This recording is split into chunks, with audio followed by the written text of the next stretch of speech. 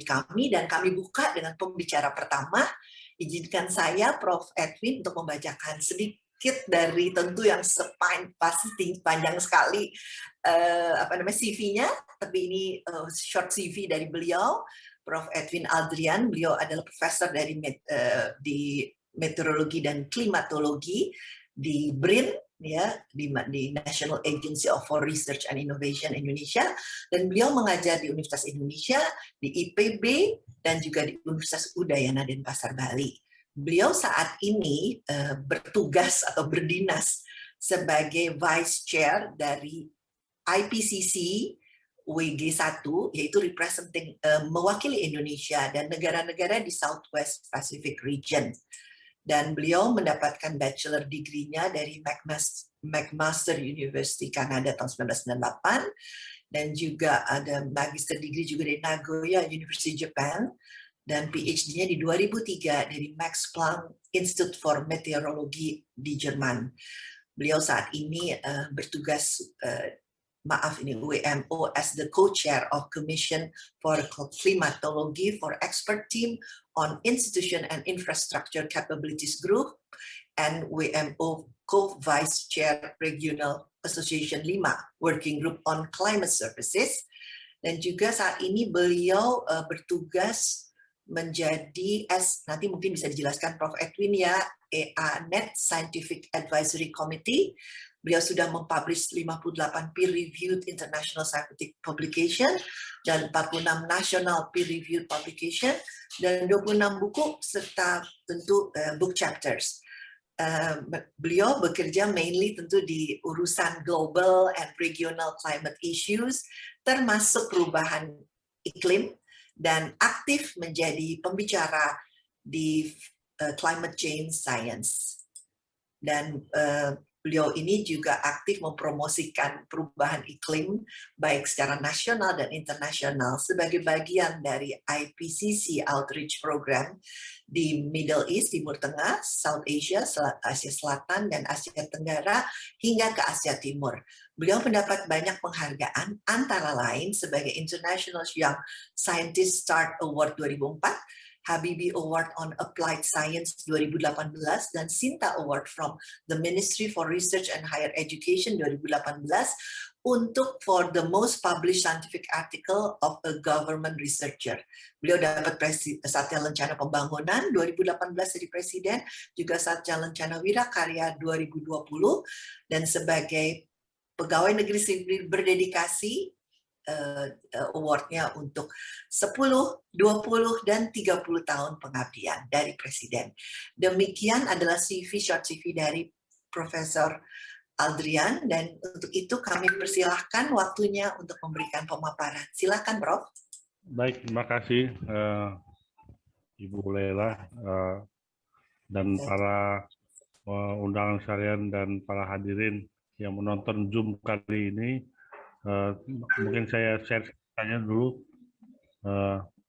Jadi saya hari ini membawa sebuah pertanyaan dari mata cinta, yaitu krisis iklim, apakah ini krisis kemanusiaan dan sebagainya. Jadi saya bicaranya mungkin ada bukan pseudoscience, tapi sains dalam hal yang pendekatan yang beda. Jadi saya sendiri sebagai profesor meteorologi dan klimatologi di BRIN, Badan Riset Inovasi dan Riset dan Inovasi Nasional.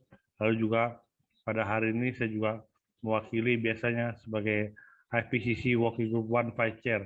Ini banyak pekerjaan yang masih pending. Jadi saya menjadi IPCC Vice Chair sejak tahun 2015 dari pertemuan di Dubrovnik di Kroasia. Mungkin saya agak menukik ke dalam bentar. Nah, jadi saya membawa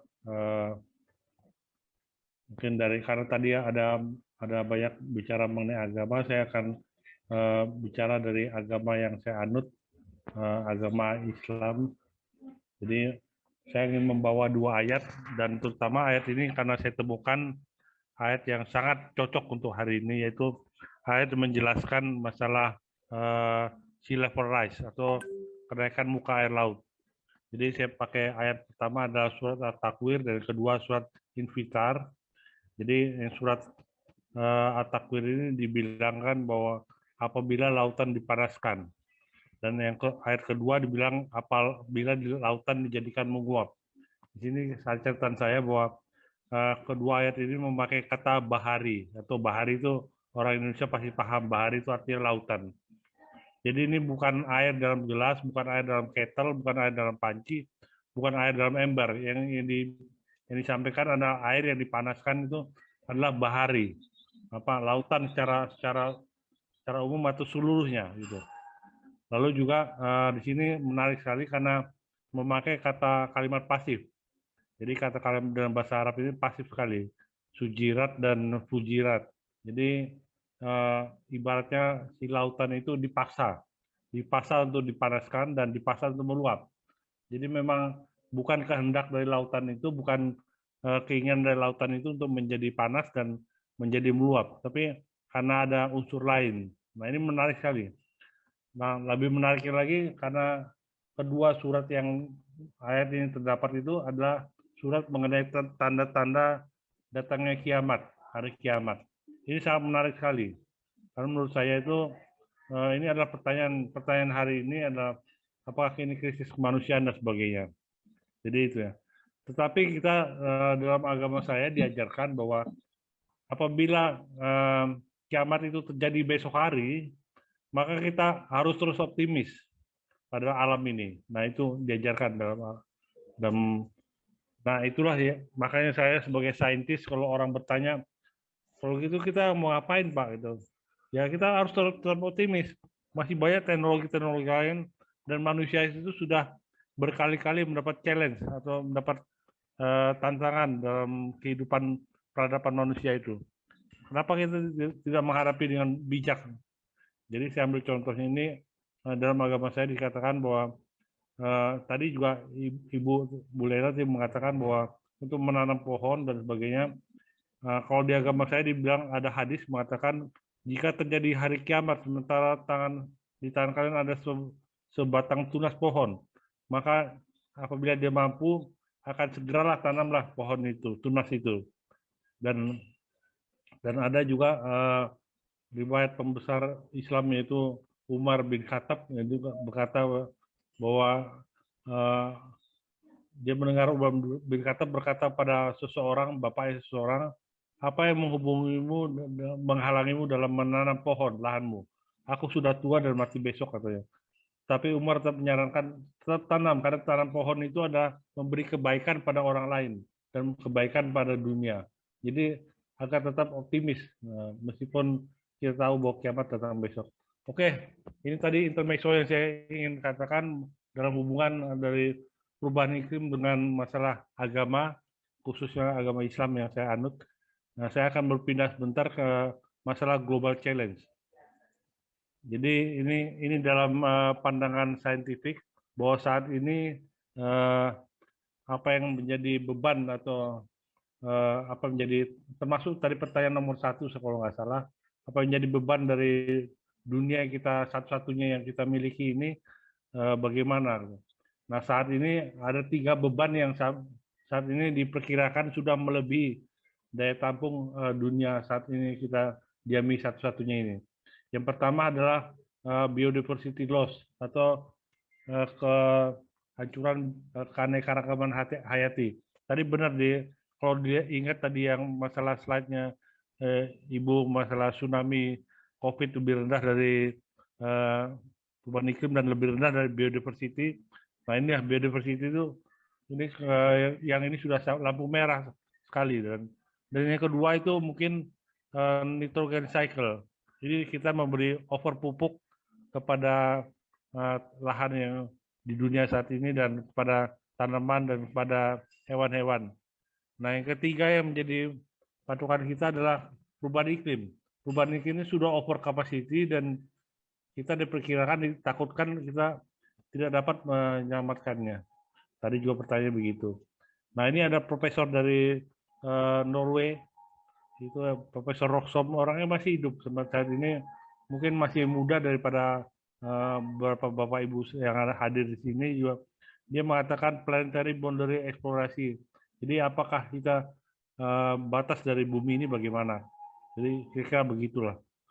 Sampai hari ini masih menghasilkan paper yang berhubungan mengenai batas-batas kemampuan loading dari bumi ini. Baiklah, jadi kalau diperkirakan dari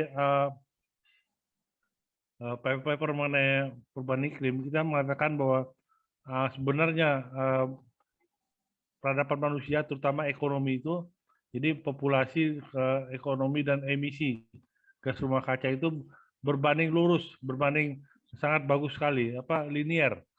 Jadi kita tuh dari emisi, populasi dan kesejahteraan itu linear. Jadi masa depan kita tuh bagaimana sebenarnya kita akan lebih kaya, lebih sejahtera, tetapi kita tidak mau emisi itu lebih banyak lagi karena emisi itu meninggalkan masalah-masalah perubahan iklim. Ini ada saintis dari Swedia pada tahun 1850 menerbitkan paper di jurnal Jerman. Dia mengatakan bahwa ada tanda-tandanya bahwa apa yang terjadi di atmosfer itu gas rumah kaca CO2 itu akan memberi pemanasan global katanya. Papernya menarik sekali, tapi bahasa Jerman, mungkin Bapak Ibu susah membacanya. Nah, berikutnya saya mengasihkan paper yang masuk dari Stand Report. Stand Report itu paper yang sangat bagus sekali masalah climate change dan ekonomi. Nah, Stand itu mendapat hadiah dari Ratu Inggris sebagai Sir. Jadi kayak namanya? Kalau istilahnya Sir itu kayak Knight. Knight itu istilahnya kayak paduka pangeran gitu. Nah, dia dapat gelar itu, dan kenapa di salah satu gambar ini dikasihkan begini. Jadi kalau kita berada di hutan, di gambar yang ini di sebelah paling kiri ini, kita mengemisikan sedemikian. Tetapi waktu kita pindah ke kota, kita turun.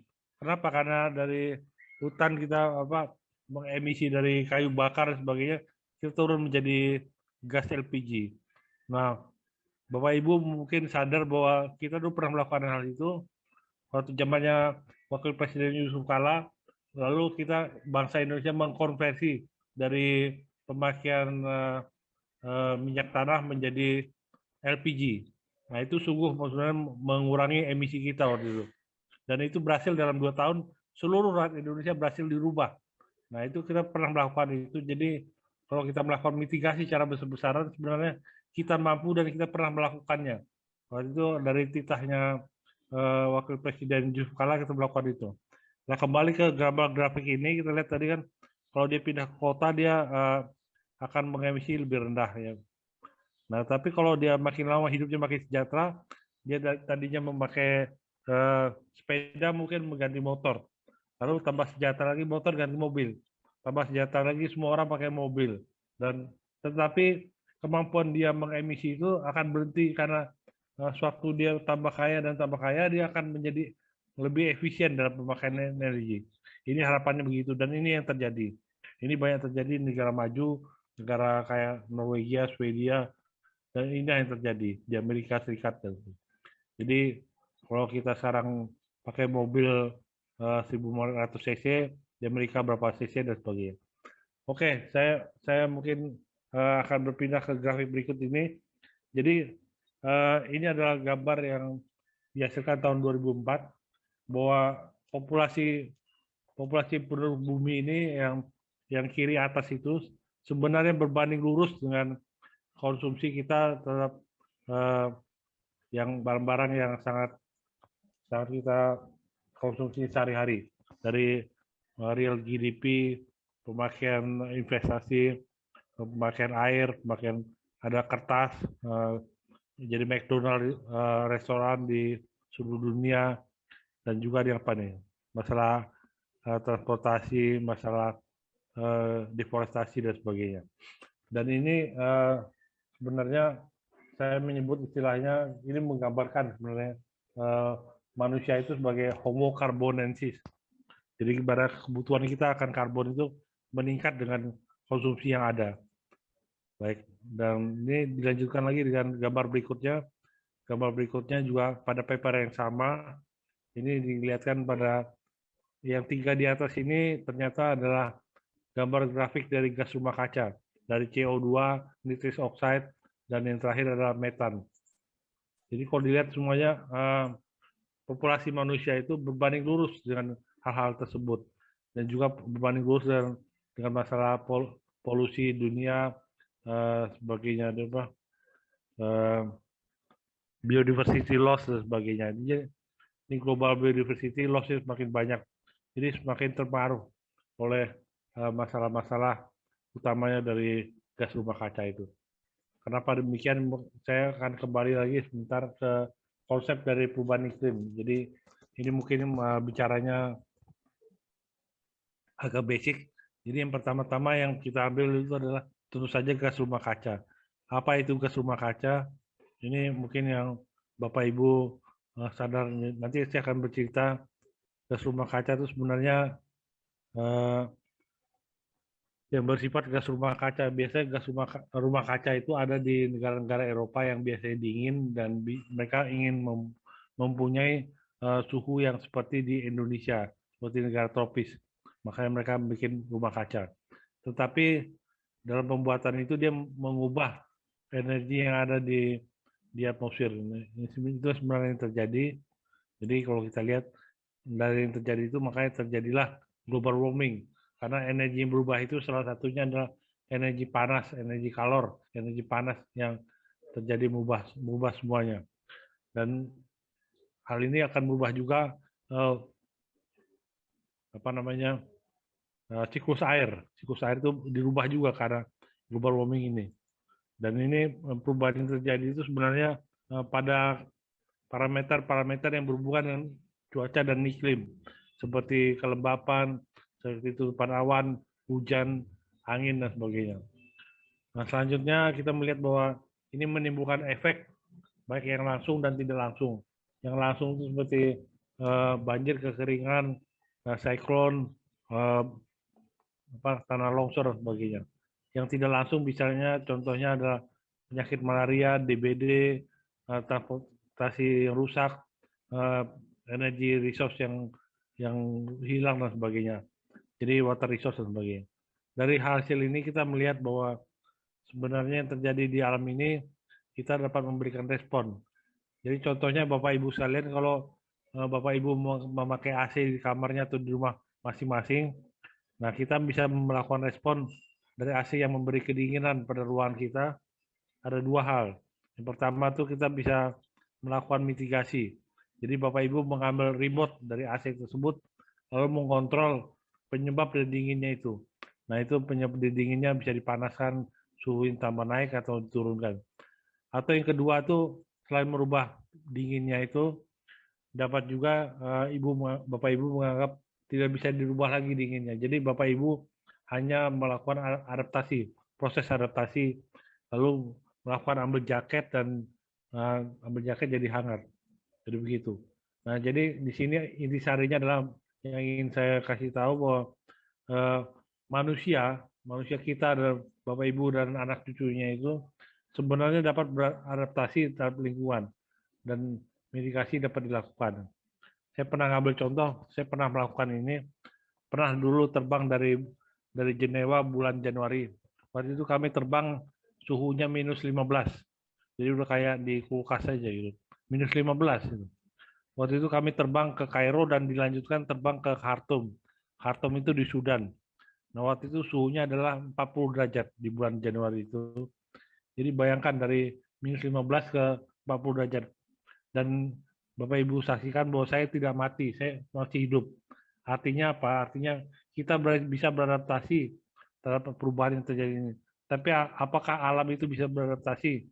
Tadi contohnya ada contoh gambar bekicot yang ada di Prancis itu, karena suhunya terlalu panas, dia mati. Lalu ada apa tadi, tanaman kaktus yang di Afrika tadi, dia mati juga. Jadi dia tidak dapat beradaptasi terhadap lingkungan yang berubah. Jadi kalau adaptasi atau mitigasi itu disebutkan, adaptasi adalah mempengaruhi akibatnya, dan mitigasi adalah mempengaruhi dari penyebabnya. Jadi adaptasi adalah mengelola yang tidak dapat dihindarkan, yang mitigasi menghindarkan yang tidak dapat dikelola kemudian hari. Jadi ini istilah bahasa gaulnya, bahasa dari Amerika Serikat. Saya waktu itu belajar dari salah satu tokoh dari Amerika Serikat istilah-istilah itu. Sebagai background ini apa gas rumah kaca yang memanaskan atmosfer dan sebagainya. Jadi untuk gampangnya mungkin Bapak Ibu kalau bisa bercerita itu apabila berada di dalam mobil, kabin mobil yang seluruhnya ditutup kacanya, coba Pak Ibu tutup kacanya tuh di siang hari di Jakarta misalnya. Makin lama makin panas. Jadi Bapak Ibu menyalakan air condition. Jadi supaya dingin gitu. Nah, kenapa semakin panas makin lama? Nah, itulah karena bukan pemanasan global tapi pemanasan lokal yang terjadi. Inilah yang terjadi dalam efek rumah kaca tersebut. Jadi sebenarnya efek yang terjadi rumah kaca itu molekul-molekul dalam panjang gelombang tertentu dapat dipengaruhi apakah dia akhirnya memanaskan karena celakanya panjang gelombang tertentu tersebut gas rumah kaca tersebut dapat bertahan di atmosfer 1,5 abad hingga 2 abad. Nah, itu jadi jangan main-main. Itu gas rumah kaca seperti karbon dioksida itu dapat bertahan 1,5 sampai 2 abad. Yang tadi yang pendek misalnya metana tuh lebih pendek tapi daya rusaknya 21 kali. Jadi itu. Dan inilah yang digambarkan oleh gas rumah kaca yang saya bilang tadi sebagai rumah kaca untuk rumah tanaman di Eropa supaya mirip seperti di benua tropis. Begitu ya. Jadi saya persingkat itulah yang terjadi gas rumah kaca ini. Ya. Nah, selanjutnya mungkin ini yang penting yang ingin saya bicarakan. Jadi sebenarnya gas rumah kaca itu menyerap energi dari matahari dan membuangnya ke dalam atmosfer. Jadi dia menyerap dari energi matahari dan membuang ke atmosfer seperti gambar yang sebelum ini. Gambar yang sebelum ini, nah ini jadi dibuang ke atmosfer. Lalu proses tersebut terjadi pada frekuensi tertentu dan panjang gelombang tertentu dan menjadikan, jadi ibaratnya begini kasarnya, apabila kita menambah gas rumah kaca, menambah volumenya, maka tentu saja atmosfer itu menjadi lebih panas lagi kan. Ya begitulah logika sederhananya. Jadi itulah yang terjadi. Jadi karena ini terjadi dalam radiasi tersebut, jadi proses tersebut sebenarnya mengontrol gas rumah kaca di atmosfer. Sebenarnya bumi ini memiliki gas rumah kaca yang natural. Gas rumah kaca yang natural sebenarnya contohnya adalah kalau kita lagi bernapas, kita mempunyai gas rumah kaca dari pernapasan kita dan sebagainya. Itu yang natural dari H2O. Tapi yang kita bicarakan ini gas rumah kaca yang merusak. Nah, saya memperkenalkan di sini, jadi ada perubahan dari populasi dari Homo sapiens, jadi menyebabkan terjadi penyerapan dari gas rumah kaca. Nah, jadi ini yang saya bilang sebagai gas rumah kaca yang secara natural. Lalu kita membutuhkan gas rumah kaca lagi karena kita membutuhkan energi untuk kita melakukan proses industrialisasi, proses transportasi, dan proses-proses lainnya. Jadi kita membutuhkan dalam jumlah besar energi untuk melakukan tersebut, jadi terjadi akumulasi dalam atmosfer. Jadi proses-proses dalam industri sebenarnya sangat membutuhkan gas rumah kaca tambahan ini, yang CO2 dan sebagainya. Jadi pelan-pelan saya akan menyampaikannya. Kenapa kita membutuhkannya? Karena manusia itu adalah sebagai makhluk yang tadi saya sebut Homo carbonensis. Contohnya gini Bapak Ibu sekalian, tadi mungkin pagi-pagi ada yang makan nasi, roti, mie, atau ubi. Semuanya adalah karbohidrat. Karbohidrat tulisannya. Tapi kita juga, contohnya untuk mobil tadi yang saya bicarakan, gas rumah kaca yang dibutuhkan sebenarnya bukan karbohidrat tapi hidrokarbon.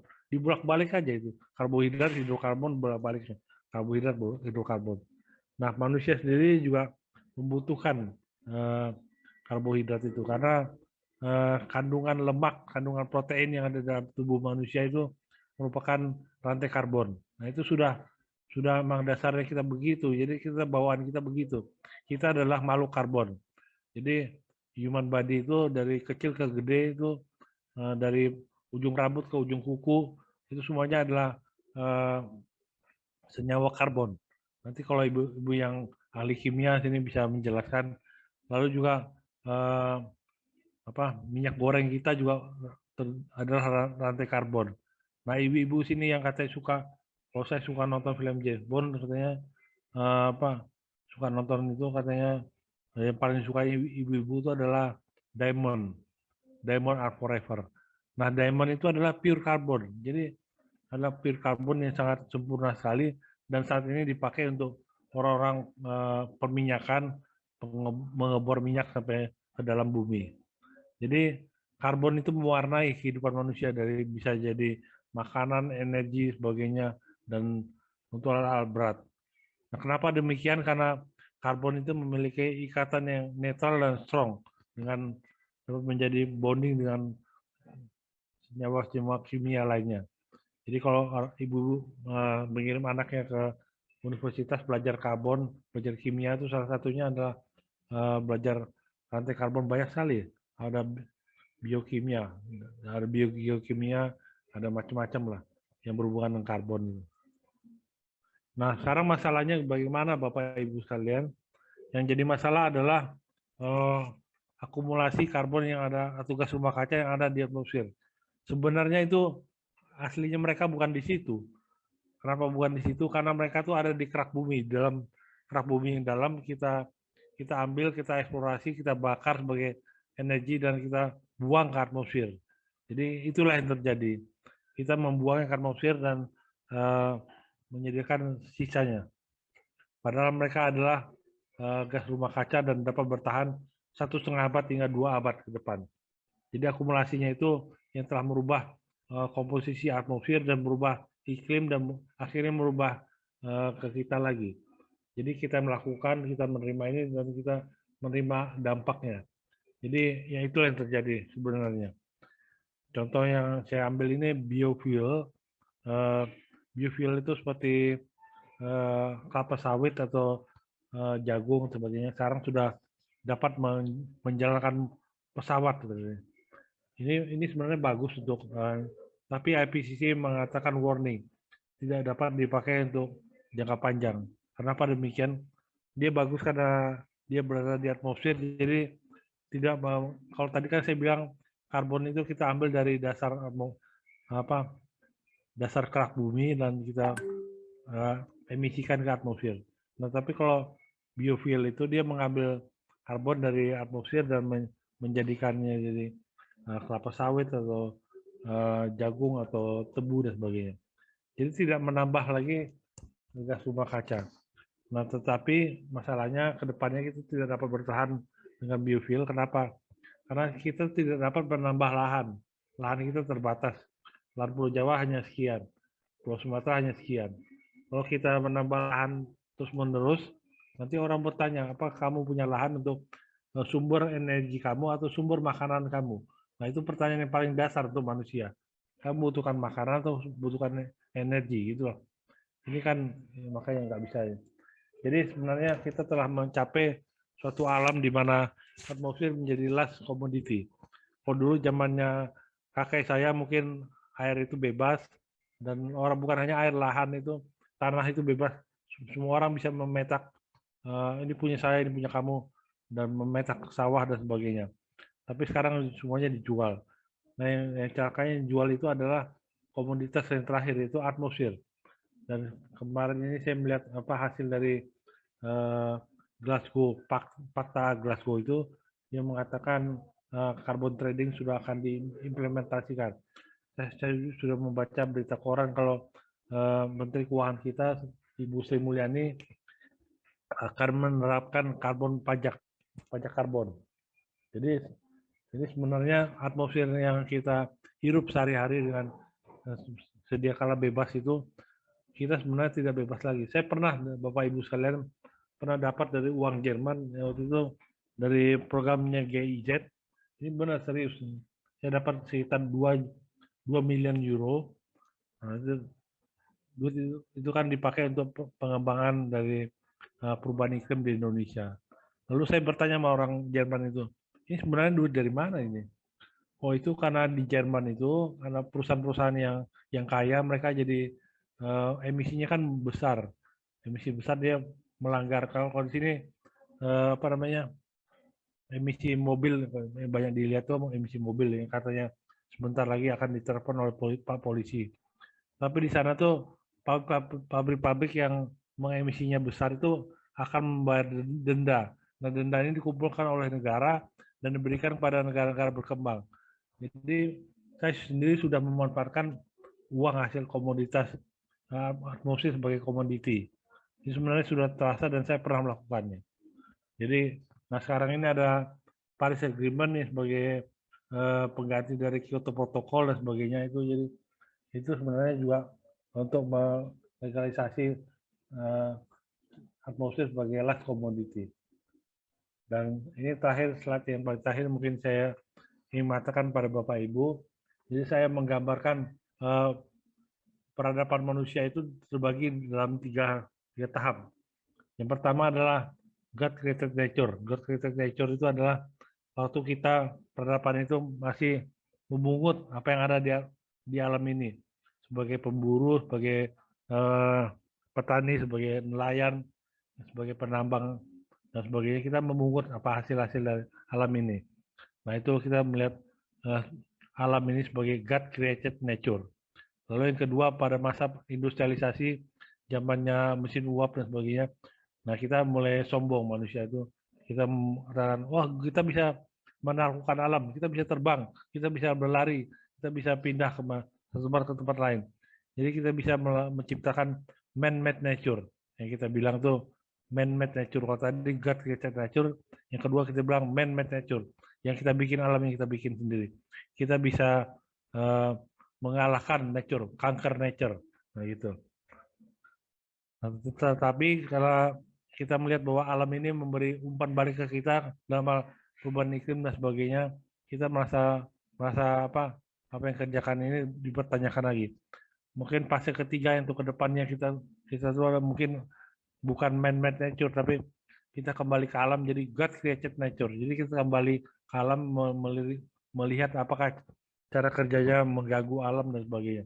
Apakah iya atau tidak. Jadi teknologi masa depan bisa saya ramakan seperti bioengineering, green technology untuk energi transport dan sebagainya. Proses recycle, ada bioenergi, blue energy, recycle, reduce, reuse, dan recycle mungkin dan sebagainya. Nah inilah yang jadi pertanyaan kita ke depan. Mungkin masih banyak lagi yang ingin kita bahas. Tapi mohon maaf Bapak Ibu sekalian, saya hentikan sampai di sini. Jadi kok mungkin masih ingin melihat sosial media saya, bisa dihubungin saya di Twitter, Facebook, YouTube saya ada juga, Instagram dan sebagainya. Baik, mungkin makasih banyak Bapak Ibu sekalian. Wabillahi taufiq wal hidayah. Wassalamualaikum warahmatullahi wabarakatuh.